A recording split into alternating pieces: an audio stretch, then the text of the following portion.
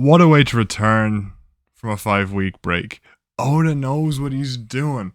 Shooting on all cylinders as he always does. The man, he had a new set of eyes and he was like, it's time to get rolling. Man, what a great chapter. 1087 was fantastic. I'm sure many of you were spoiled on it. It was very hard to avoid spoilers this week. I did manage to, so I'm very happy about that. But my god, what an amazing Garp chapter, man. Garp is brilliant. And even now, there's so much about him, and in the short space of time we've gotten with him, it added so much to his character. Now, we're gonna talk about this first, right? So obviously we get to figure out what his bounty is. He has a 3 billion bounty by Cross Guild. So at this point in the story, Luffy is where Garp is at the moment. Luffy is current Garp level apparently. So that's interesting because we saw he was stronger than Aokiji, who is one of the stronger admirals. So right away, that means that Luffy's now above admiral level, because if he has the same bounty as his grandfather, if we can extrapolate what that means in story context, Luffy is now stronger than admirals, unless he gets stabbed like Garp does. Alright, Shiryu, I'm not liking Shiryu right now, I'm not gonna lie. Because it's Zoro's final opponent, him being a bit of a, messing about and not actually being a good opponent. I don't like that, I hope Mihawk is Zoro's final opponent, or Samurai Gandhi, or even Garling. I don't want it to be Shiryu now. And I know I talked about it being Blackbeard being the final villain, and I think that might still be the case. But in some way, I want it to work so Shiryu is not Zoro's final opponent, because if his final opponent is someone who's just taking jabs at him before they even start fighting, and we don't get to see Zoro at full strength, because we have never seen Zoro at full strength ever, right? We always see him somewhat injured. Even before Onigashima, he got a stab through the shoulder here, so he was still injured. We've never seen him fight at full strength, even against Arlong, even in Sky P, I guess, but still. Post time skip especially, he's never been at full strength. He even fought in the water against Hody Jones. So, especially after this chapter where Kobe fumbles the bag, man, he doesn't. For someone with such powerful observation hockey, how can he not tell? Do you know what I mean? Like, his observation hockey is going to be the best in the series by the end of it, by the looks of it, what they're setting up with, right? The idea that he couldn't identify what was going on there, even though I know he was a bit frantic, still, he had collected his thoughts and he was ready to fight. He was like this, right? So he should have been able to understand what was going on and be like, oh shit, that's not. But no, he gets fumbled again and he goes for Garp, right? I swear to God, I don't know. Obviously, it looks like they're going to kill off Garp, but I don't think so. We're going to just jump straight in and talk about this, right? I don't think Garp's dying here. I do think it would be incredibly interesting if he did give Kobe his ace moment and have Kobe basically blossom in terms of his hockey through this, or through trying to protect Garp maybe, or something like that. Because we know we saw how Luffy got emotional trying to stop Ace dying, and he had awakened Conquerors. Maybe this is going to be the same thing with Garp. Maybe he'll knock out the island. Imagine Kobe knocks out the island with his first use of Conqueror's hockey. Actually, now that I'm talking about this here, that would be a crazy idea. If Kobe just knocks out the island, because I can't remember what the pirate's name is, but the Blackbeard pirate who is the island, if he just knocks the island out, that would be the fun. That would not only be an amazing moment for Kobe, but it'd be super, super funny. I swear to God. It'd be a great way to kind of make a bit of levity of the situation while also having it be a really cool moment. Kobe just knocks out an island. That would be so cool. I don't know about you, but that'd be amazing. It might even be enough to make Kuzan back off, because he's like, all right, what if we still assume he's a secret agent? It might be enough for him to be like, okay, I'm gonna leave it here, lads. I think this is enough.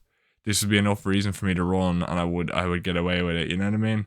I don't really know what he's going for here. I think the only way for Kuzan to get away with this is for for Blackbeard to show up, because if Blackbeard shows up and Garp still escapes, Kuzan can say, well, you were here and he still escaped, so it's not my fault, it wasn't what I did. Because we can see why he cannot let him leave, because that will not look good for Kuzan when it comes to Blackbeard. And it's important that he stays It's important that he stays within this group at the moment.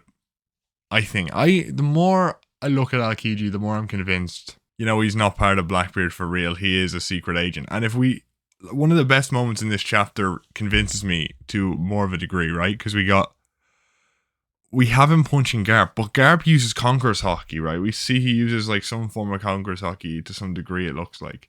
But Aokiji just uses Ice and Armament Hockey, so he doesn't fight, he doesn't go as strong as he could by the looks of things. He seems to be holding back as slightly as he can without people noticing.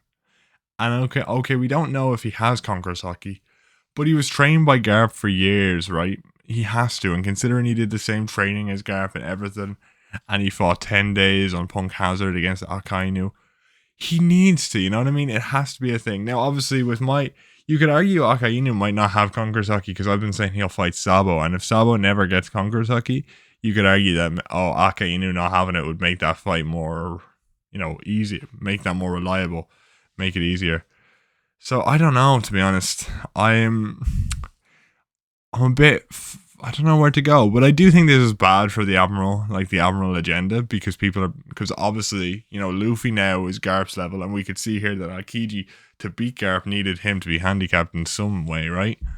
So, I mean, come on, lads, it's time. Yonkos over Admirals are 100% now.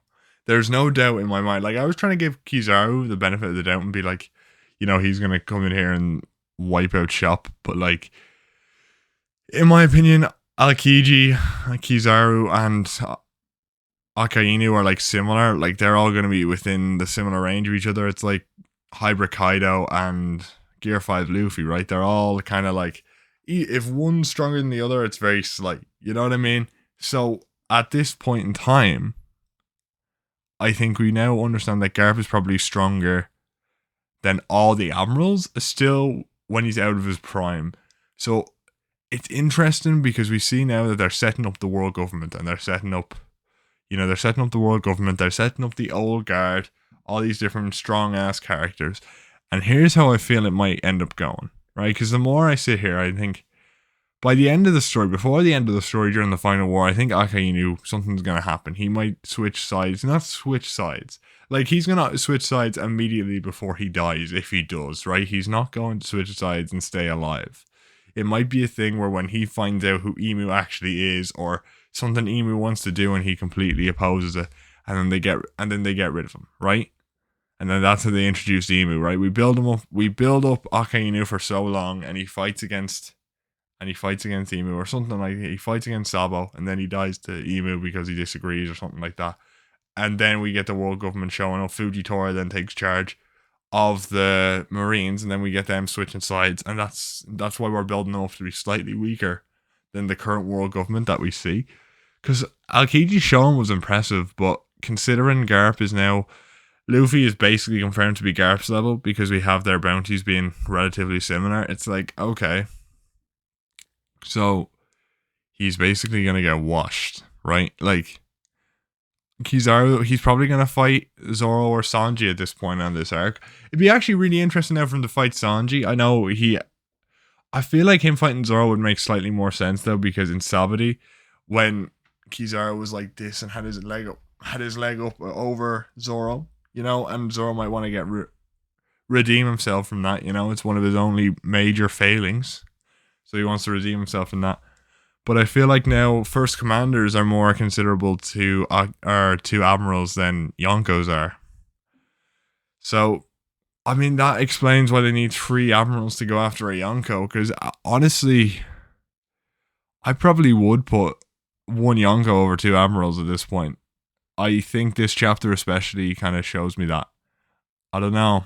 Depends. I think the fleet admiral has to be slightly stronger than all the admirals. So you could argue like Akainu might be Yonko level, and then like the 3 admirals are like the commanders.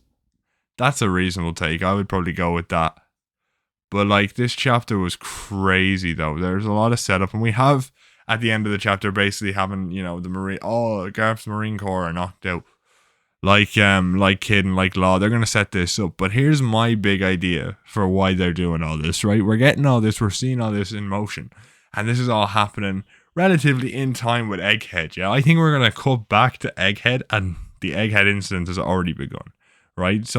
We're either going to see an important character dead or on the ground, or someone's about to attack somebody, or Luffy's knocked out, or something like that. We're going to see something of peril, something of tragedy, and it's like we cut back to the Egghead incident already happening, and then we get a flashback to how it led up to that moment. You know what I mean?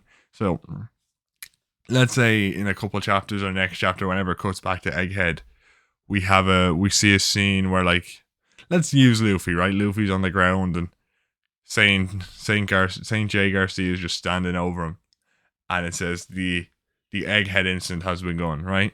And then for the next like two to three chapters, we have a flashback leading up to that moment, and we already know what's going to happen and all the suspense and all that.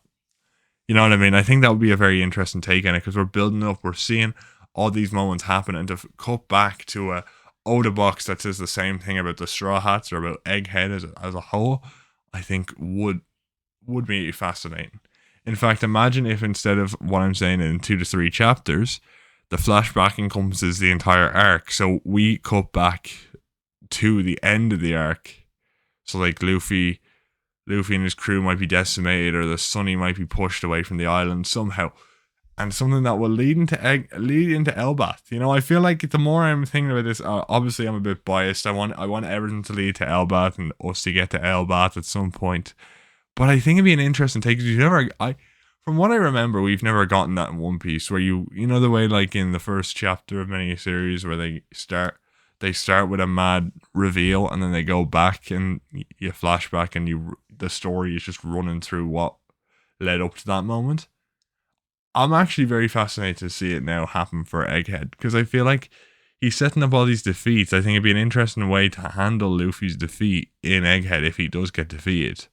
Right? I don't know. I think that's something I'm really looking forward to now. That's been put in my head and I really want to see it. I'll flesh out the idea. I'm going to reread Egghead and flesh out the idea, and I might talk about it a bit more, but like, I think that idea is fantastic now that I'm sitting with it, you know? And yeah, maybe you could say, oh, well, you'd be better off doing that for the final war, wouldn't you? But I think the final war is just going to be pure chaos, and we're not going to cut away from much in the final war. It's going to be solely focused on that location in the war, because then you could argue that the Egghead incident is the beginning of the final war, right? Because obviously I think Dragon's going to show up, so there's a lot that I'm obviously extrapolating from the previous chapters and from this chapter, but I'm very, very excited now, and I think Oda's just been getting my hype levels so high in the coming weeks, and then a bit of a break from all these chapters. 5 weeks, man. What a way to return, man. I am just so excited. The One Piece adrenaline is bursting, man. I cannot wait. And I want to... I can't. No matter what he does, it's going to be great, right? Because we've got so many good stuff happening. I do want to see what happens to Garp. I hope he doesn't cut away like he has with everyone else. But he has in every other single moment. And we haven't even touched on the fact that a Blackbeard ship is coming to Egghead. So, actually, this is a better idea. What if Blackbeard's standing over the dead body of Jay Garcia? What if that's the Egghead incident? Oh my god. Man, I'm just thinking about that now. What if Blackbeard is Alright. What if Blackbeard is standing over the dead body of Jay Garcia? That would be such a way to cut back to, and then it flashes back to Blackbeard arriving on the island and everything that he gets up to for the next few chapters. And then they have to run away from Blackbeard or get Vegapunk off the island because Blackbeard's after Vegapunk, and that's why they have to leave. Because we know he's with Von Augur, right? So he can teleport around. So him going to Egghead would make sense. He has law now. He knows all that information that Luffy has. He knows where Luffy is, how important Luffy's poneglyphs are. My god, man. We need this right now. This is my new favorite theory to happen, and I hope we don't cut away so I get another week to think about it. But if we cut away and it does happen next week, man, I'm telling you, I'm a prophet. This is a great idea. Man, I hope he does this, because it'd be so cool to show how threatening Blackbeard is and also give him a big moment.